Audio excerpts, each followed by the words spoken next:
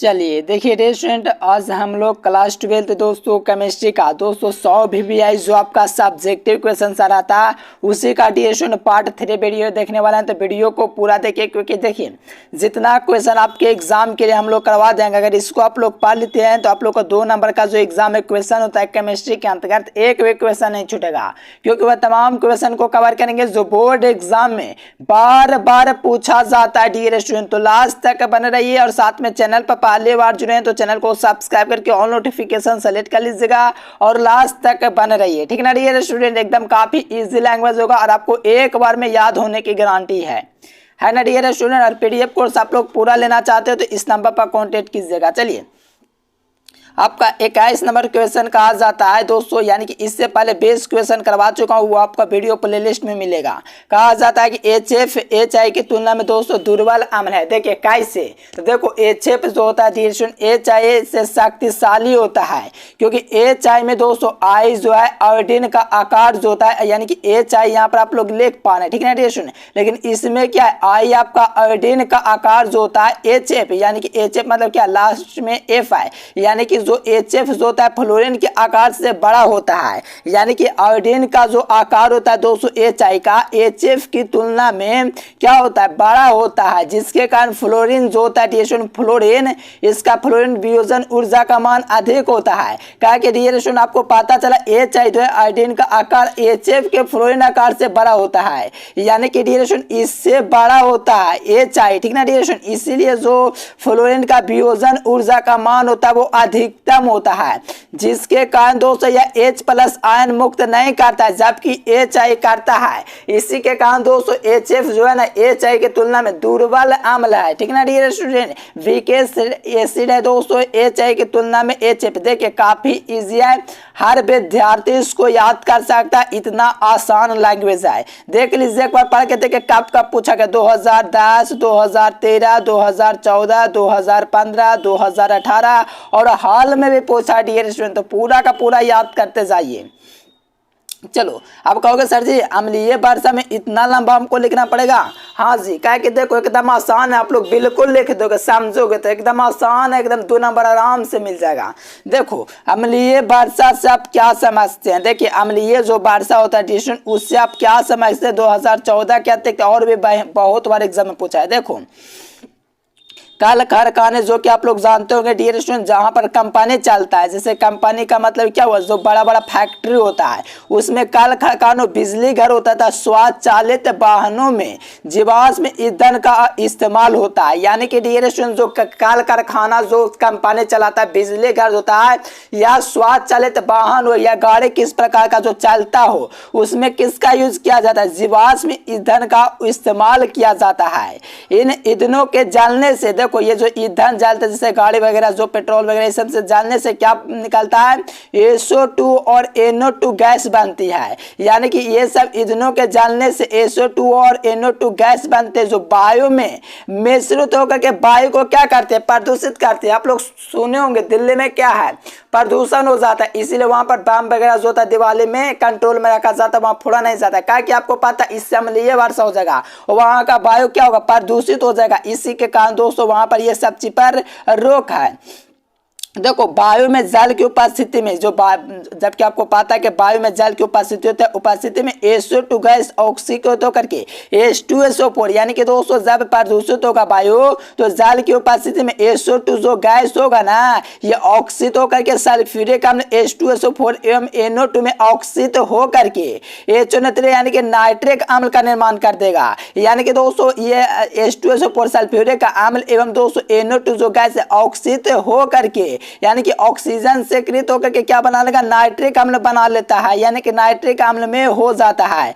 यह अम्ल वर्षा जल के साथ धरती पर आती है, तो इसे हम लोग अम्ल वर्षा कहते हैं। ये जो नाइट्रिक अम्ल है जब अम्ल वर्षा होती है जल के साथ ये नीचे आती है, तो इसे हम लोग अम्ल वर्षा कहते हैं। देखो काफी इजी था, हर विद्यार्थी इसको समझ गया होगा। इतना सरल लैंग्वेज आप लोग एग्जाम में लिखिएगा ना तो 1 नंबर भी नहीं कटेगा, पूरा अंक आपको मिलेगा। और ये सबसे आसान था डियर स्टूडेंट। चलिए नेक्स्ट क्वेश्चन देखें यहाँ से 23 नंबर क्वेश्चन। देखो हेनरी का नियम क्या है, इसका अनुप्रयोग वगैरह भी पूछा जाता है 5 नंबर क्वेश्चन में। तो इसको आपको क्या करना है, याद कर लेना है। देखिए जितना आपको क्वेश्चन पढ़ाएंगे अगर आप लोग याद कर लेते हो तो ये गारंटी है कि आपका एक भी क्वेश्चन एग्जाम में नहीं छूटेगा। ठीक ना डियर स्टूडेंट, एकदम बेहतर अंक प्राप्त कीजिएगा। हेनरी का नियम क्या, इसका अनुप्रयोग लिखो। देखो यहाँ पर हेनरी का नियम लिख के अनुप्रयोग अगर लिख देंगे तो ये 5 नंबर का क्वेश्चन हो जाएगा।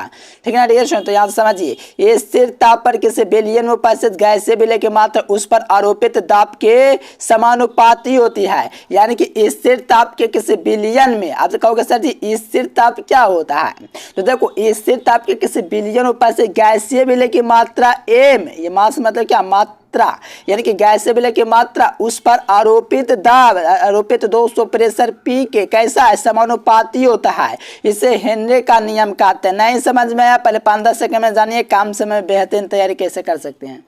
देखिए जो विद्यार्थी कम समय 400 नंबर लाना चाहते हैं, यहाँ से गूगल ओपन करके एजुकेशन लेक्चर सर्च कीजिए। सर्च करने के बाद ये वेबसाइट आएगा, इस वेबसाइट पर आप लोग को क्लिक करना है। क्लिक करने के बाद 12th ISC में चले जाना है। यहाँ से आप लोग हिंदी, अंग्रेजी, गणित, भौतिक, रसायन से जीव विज्ञान यहाँ से पूरी तैयारी कर सकते हो। कम समय गूगल पर जाना, एजुकेशन लेक्चर सर्च करना, वहाँ से भी तैयारी कर सकते हो। देखो इससे तो आपके किसी गैसीय, किसी बिलियन ऊपर से गैसीय विलय की मात्रा दोस्तों क्या, एम है। यहाँ से भी देख सकते हो गैसीय विलय की मात्रा अगर एम होगा और आरोपित दाब होगा तो इसके क्या है, समानुपाती है। अब जब एम समानुपाती पी है मेरे प्यारे साथियों, तो यहाँ पर समानुपाती की जगह आप लोग कांस्टेंट ले सकते हो। देख सकते हो यहाँ से एम मात्रा और पी दाब है, और जब इसका समानुपाती एम समानुपाती पी है मेरे प्यारे साथियों, तो यहाँ से आपको क्या करना, समानुपाती की जगह कांस्टेंट इंटरांक रख लेना है। यानी कि एम बराबर के पी हो गया। ये आपका क्या हो गया, हेनरी का नियम हो गया। और ये आपके एग्जाम में 2 नंबर में पूछा जाता है और 5 नंबर में पूछा जाता है। तो इसको आप लोग को बिल्कुल क्लियर कर लेना है, एकदम आसान लैंग्वेज था। और जो विद्यार्थी पेड कोर्स में नहीं जुड़े वो इस नंबर पर कांटेक्ट करके जरूर जुड़िए, क्योंकि आपको बेहतर अंक प्राप्त करना है। क्योंकि देखिए 2023 में जो हम लोग पढ़ाए थे डी स्टूडेंट, लगभग कितना विद्यार्थी 400 प्लस लाया था, लगभग 70-80 विद्यार्थी 400 प्लस स्कोर किया था। सोचिए डी स्टूडेंट, ये कम आंकड़ा नहीं है, बहुत ज्यादा है ऑनलाइन के माध्यम से। चलिए सेल स्थिरांक, देखिए सेल स्थिरांक क्या, ये भी एकदम इजी है, हर विद्यार्थियों को जानना चाहिए। और एग्जाम में ये क्वेश्चन है जो हर बार पूछ देता है। देखो किसी सेल के 2 इलेक्ट्रोडों के बीच की दूरी, देखो किसी सेल के 2 इलेक्ट्रोडों के बीच की दूरी, ये जो दूरी होता है रेशियो, इसके अनुप्रस्थ काट का क्षेत्रफल के अनुपात को हम लोग सेल स्थिरांक कहते हैं।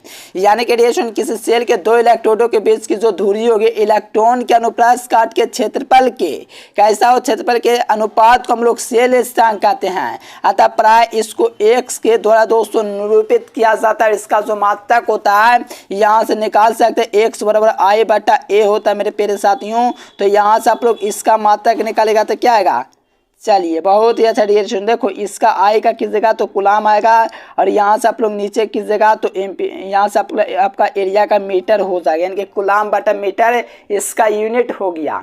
देखो ये सब एग्जाम में पूछा जाता है और बहुत आसान लैंग्वेज है, हर विद्यार्थियों को जानना चाहिए और एग्जाम में आएगा तो बिल्कुल छूटना भी नहीं चाहिए। कहा कि इतना ईजी हम लोग लिखे बना करके कि हर विद्यार्थी को याद हो जाएगा, है ना डियर स्टूडेंट। चलिए छूटना नहीं चाहिए, एग्जाम में आएगा तो। चलो ये देखो ये हर साल लगभग पूछ देता है रिएक्शन, लेकिन मैंने एक बार लिखा, लेकिन बहुत बार पूछता है। देखो PCl5 जो है दोस्तों ज्ञात है, जबकि NCl5 ज्ञात नहीं है। इतना आसान है, एक बार पढ़ोगे तो आपको याद हो सके। देखो PCl5 ज्ञात है जबकि NCl5 ज्ञात नहीं है।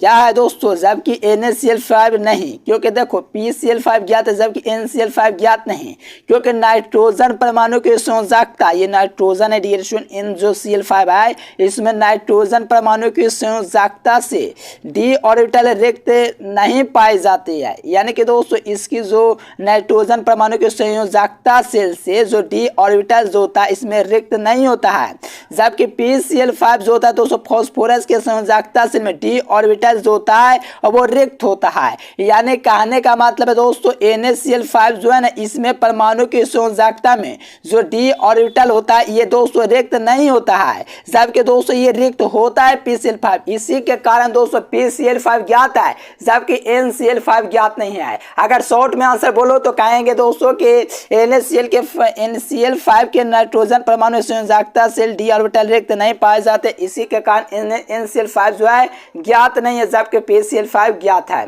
एकदम इजी है, एकदम सभी विद्यार्थी जान सकता है, एकदम इतना इजी है कि हर विद्यार्थी को ये याद हो जाएगा, ये गारंटी है।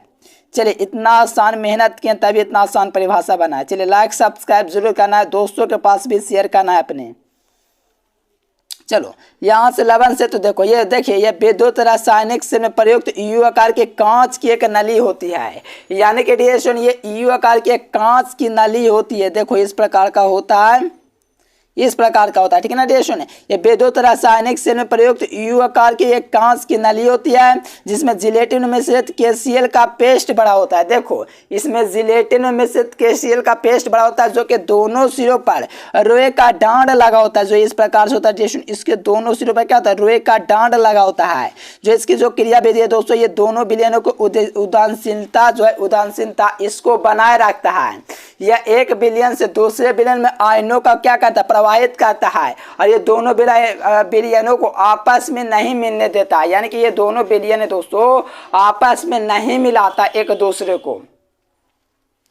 चलिए एकदम आसान था डियर स्टूडेंट। अगर आप लोग चाहते हैं कि पूरा का पूरा क्लियर कर लीजिएगा तो आप लोग PDF कोर्स अवश्य लीजिए, उसमें आपको पूरा ऑब्जेक्टिव सब्जेक्टिव लॉन्ग क्वेश्चन दिया जाएगा। आप लोग को कुछ पैसे लेंगे उसके लिए आप लोग टेंशन मत लो, ये सोचो कि आपको बेहतर अंक प्राप्त हो जाएंगे, ठीक ना डियर स्टूडेंट। जो आप लोग पानी पूरी वगैरह खाने में मार्केट में लगाते हो उसी को थोड़ा बढ़िया से इन्वेस्ट कीजिए, ठीक ना डियर स्टूडेंट। अब देखो इलेक्ट्रोड विभव क्या, ये भी आपके एग्जाम में पूछा जाता है, आप लोग भी जानते होंगे। काफी आसान सरल लैंग्वेज है, हर विद्यार्थी को याद हो जाएगा। देखो जब किसी धातु के क्षण को उसी धातु के लवण के साथ विलयन में डुबाते हैं, यानी कोई धातु का दोस्तों मान लीजिए कोई भी क्षण होगा, मान लीजिए ना डियर स्टूडेंट कोई क्षण होगा तो उसी धातु के लवण विलयन में डुबाते हैं तो धातु जो होता है दोस्तों विलयन के सापेक्ष क्या हो जाता है, धन आवेशित या तो ऋण आवेशित हो जाएगा, जिस कारण से विलयन की क्षण होगा दोस्तों उसके बीच एक विभवांतर उत्पन्न हो जाएगा जिसे इलेक्ट्रोड विभव कहेंगे। समझ में आया कि नहीं, एकदम बिल्कुल आसान है। सोचो जब किसी धातु का क्षण, मान लीजिए कोई भी धातु के क्षण होगा, उस धातु के क्षण को दोस्तों लवण के विलयन में डुबाते हैं तो उसमें क्या होता है दोस्तों धातु जो है दोस्तों विलयन के सापेक्ष धन आवेशित या तो ऋण आवेशित हो जाएगा, जिसके कारण विलयन और उसके क्षण के बीच विद्युत विभवांतर उत्पन्न हो जाता है जिसे हम लोग इलेक्ट्रोड विभव कहते हैं। एकदम आसान था, चलिए समझ गए, बहुत अच्छा। देखो यहाँ से लेंथेनाइड और एक्टिनाइड में अंतर आपको लिखना है, ठीक है ना डियर स्टूडेंट। लेंथेनाइड और एक्टिनाइड में अंतर लिखना है, ये काफ़ी इजी प्रश्न है, हर विद्यार्थी को पता होना चाहिए। देखिए इसमें जो होता है दोस्तों अधिकांश आयन जो होता है रंगहीन होता है। लेंथेनाइड में जो होता है इसमें अधिकांश आयन क्या होता है, रंगहीन होता है, जबकि एक्टिनाइड में जो होता है इसमें अधिकांश आयन जो होता है वो रंगीन होते हैं। देखो एक्टिनाइड में दोस्तों क्या है कि सब दोस्तों आपका रंगीन होता है, क्या होता है, रंगीन होता है, लेकिन लेंथेनाइड है वो क्या दोस्तों आपका ये रंगहीन होता है। रंगहीन मतलब कि इस पर कोई रंगे नहीं होता, ये रंगहीन होता है, जबकि आप लोग का एक्टिनाइड होता है ये दोस्तों रंगीन होता है। देखिए लेंथेनाइड जो होता है दोस्तों इसमें सांकुल बनाने की क्षमता कम होती है। देखो लेंथेनाइड होता है दोस्तों इसमें सांकुल बनाने की जो एबिलिटी होती है वो कम होती है, यानी कि सांकुल जो बनाता है दोस्तों लेंथेनाइड वो नहीं बना पाता, इसमें कम संभावना होती है। जबकि दोस्तों एक्टिनाइड की बात करें तो इसमें सांकुल बनाने की एक प्रबल प्रवृत्ति पाई जाती है, यानी कि दोस्तों जो एक्टिनाइड होता है इसमें सांकुल बनाने की पूरी क्षमता पाई जाती है।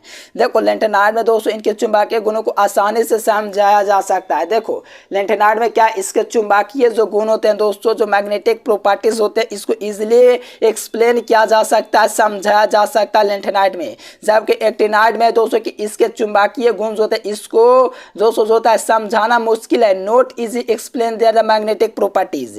इसका अगर दोस्तों बात करें चुंबकीय गुणों को समझाना तो इसको नहीं समझा पाते, बहुत मुश्किल होता है एक्टिनाइड में। देखो लेंथेनाइड में क्या होता है, लेंथेनाइड में इनके ऑक्साइड जो होता है हाइड्रोक्साइड से कम समभास्मिक प्रकृति के होते हैं, जबकि एक्टिनाइड में दोस्तों इनके क्या है ऑक्साइड एवं हाइड्रोक्साइड अधिक भास्मिक होते हैं। देखो दोनों को आपको एकदम अंतर याद कर लेना है, 3 को, और एग्जाम में 2 नंबर और 5 नंबर दोनों में पूछा जाता है। आप देखो आपका एग्जाम में लिंगेंड में पूछा जाता है, लिंगेंड क्या है, ये भी काफ़ी इंपॉर्टेंट चैप्टर के अंतर्गत आता है, तो आप लोग याद कर लीजिए लिंगेंड क्या है। बहुत बार एग्जाम में पूछ चुका है और आपका पूछा भी जाता है। केंद्रीय परमाणु के चारों तरफ से जुड़े हुए परमाणु आयन तथा परमाणुओं के समूह को लिंगेंड कहते हैं। देखो लिंगेंड 3 प्रकार का होता है, ये उदासीन लिंगेंड है, धनात्मक लिंगेंड है, ये ऋणात्मक लिंगेंड है। यानी कि केंद्रीय परमाणु के चारों तरफ से जुड़े हुए परमाणु अणु और आयन के समूह को लिंगेंड कहते हैं। और ये आपका पूरा का पूरा देख सकते हो एकदम इजी तरीका से लिख दिया गया है, उदासीन लिंगेंड, धनात्मक लिंगेंड, ऋणात्मक लिंगेंड, है ना डियर स्टूडेंट। बेहतरीन क्वेश्चन, इसको आपको बिल्कुल क्लियर कर लेना है।